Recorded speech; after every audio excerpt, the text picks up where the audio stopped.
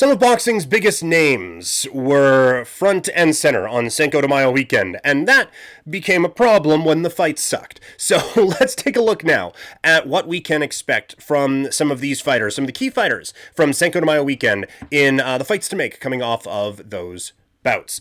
We begin with the obvious one. It is Devin Haney against Ryan Garcia. I do hate rewarding both of them for the performances that they put on in Times Square on Cinco de Mayo weekend, but this is clearly the fight that both of them want, and they very clearly are focused on each other. So just let them get it out of the way, and at least let one of them get a win.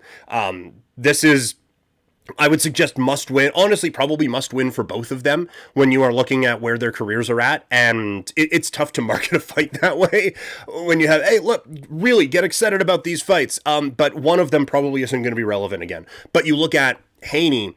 If he loses this fight, that is 2 losses now to Ryan Garcia, who not a lot of people take super seriously in this sport. That's tough. Even with the situation surrounding the first one, that's tough. And for Garcia, boxing has got a lot better about not just killing you after a loss, but I don't know if we've got to the point where back-to-back losses, and it's just, oh no, dude, do what you want. Oh, it's fine.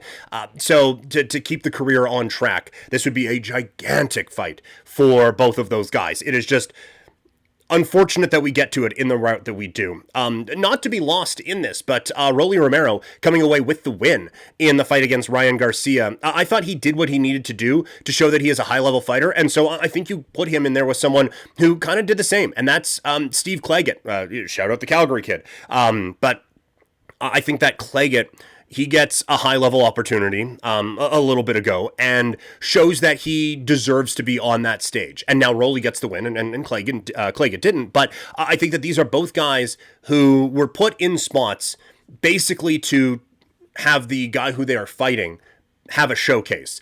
And they both showed that they at least belong in that area. So let them fight and let both of them again show the high-level skills that they have. And then you have...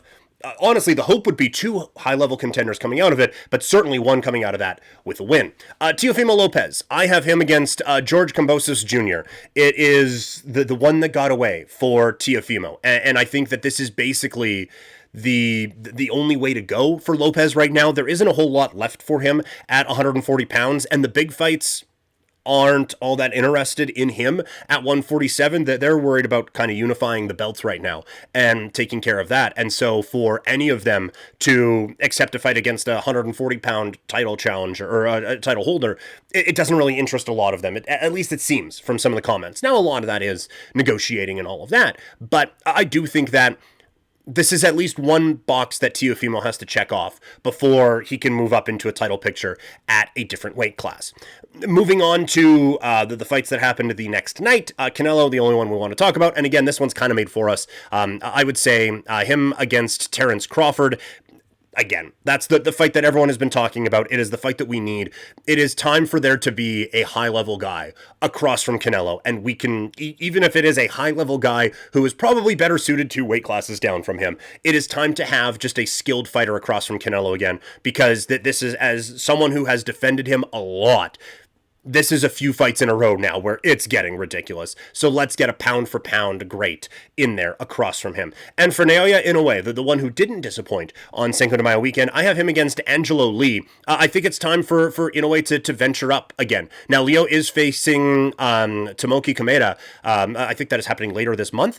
If he gets past that, then I think Inoue getting a title fight there makes sense. He can't just pop up and get him an undisputed championship right away. I don't think any of the belts there are unified, the weight class above, so he's going to have some work to do. But I think it is now time for him to move up and continue on his career and continue to work his way up the weight classes and add to just a brilliant resume from him. So those are the fights that I want to see coming off of a bit of a bland weekend, a bit of a bland couple of weeks in the sport of boxing.